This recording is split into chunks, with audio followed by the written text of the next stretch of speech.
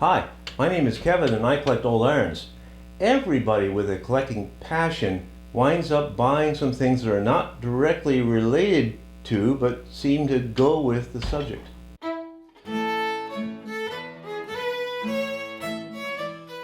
The Pressing Iron and Trivet Collectors of America, PITCA, has on their website a little presentation about go-withs in which they include sad iron heaters, trade cards, ephemera, trivets as within that subject. I disagree with that. I think that the trade cards and the sad iron heaters are intimately involved with the subject of the old irons. They are contemporaries, they are very much a part of that history, and so they're more related to the irons themselves than peripheral. But there are other things that are not at all directly related to ironing or of that age, and yet here they are. Like, for example, this cookie jar. This cookie jar is from the 1950s, at a time when they made cookie jars for every theme you could think of. When I grew up, our family had an old car cookie jar because my dad collected old cars. And let me drat. And there are all kinds of other ceramic types of things.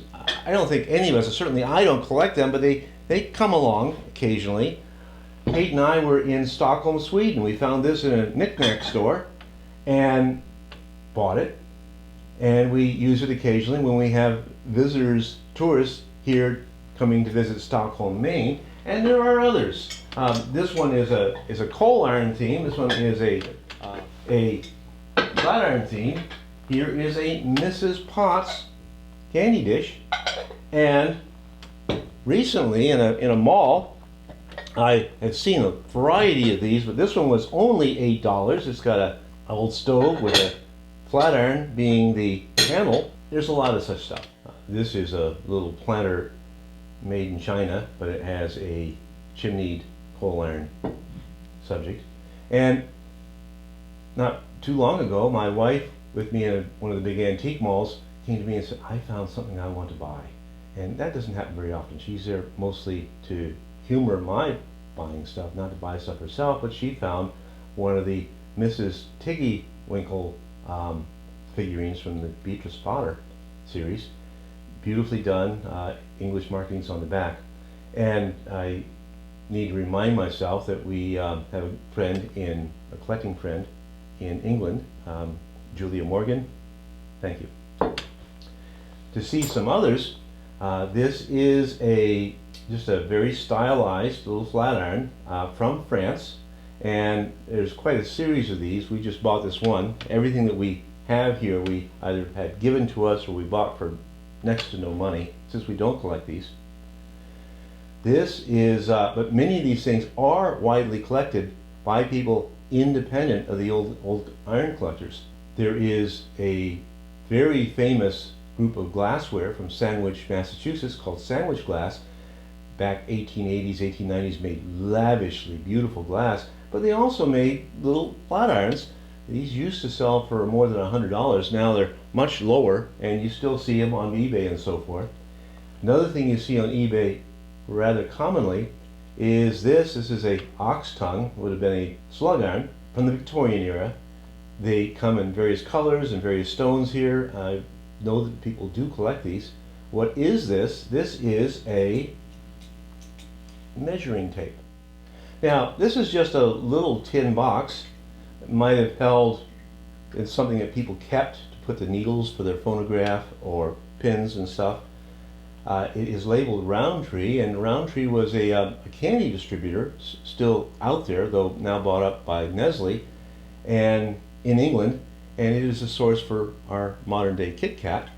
And I'll remind you, we have these candy dishes in the United States, which you very commonly see in antique shops as well. Again, a old electric iron motif.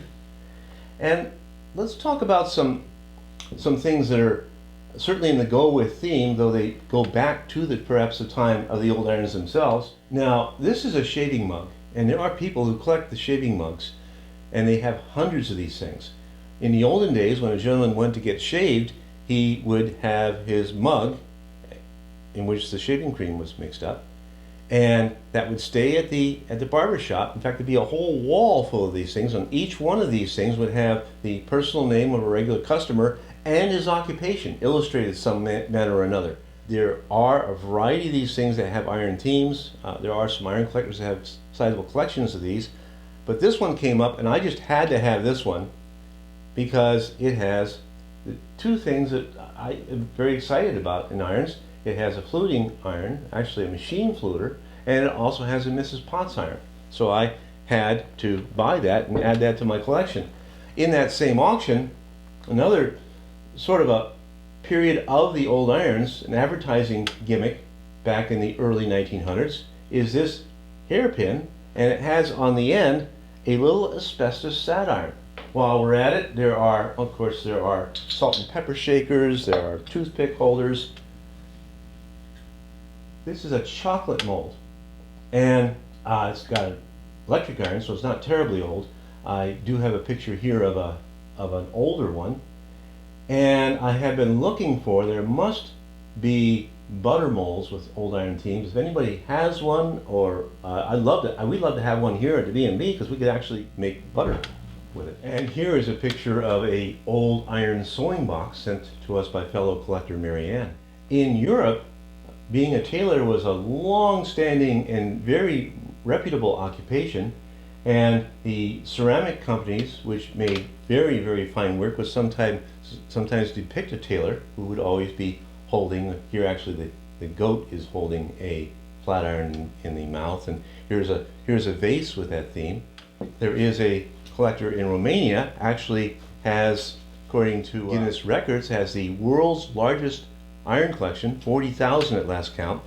He's got some money and he's got some political clout, and he was able to get the country of Romania to make sets of stamps, quite a diversity of stamps with antique irons on them. I've been trying to think of, what subject may not have been used to depict irons, and we do have some friends of ours who do work with puzzles, and we commonly buy puzzles for them. We find every theme imaginable, dogs and whatever you might have. But I've never seen an old iron on a puzzle.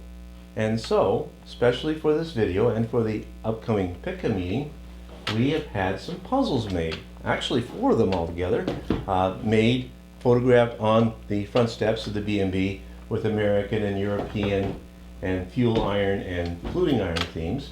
And if anybody's interested in one of these things, they can see me at the PICA meeting, or email me if you like. We've seen a bit of the range of go withs, and please keep in touch. Please give me the thumbs up and all the rest of the stuff, and we will see you again.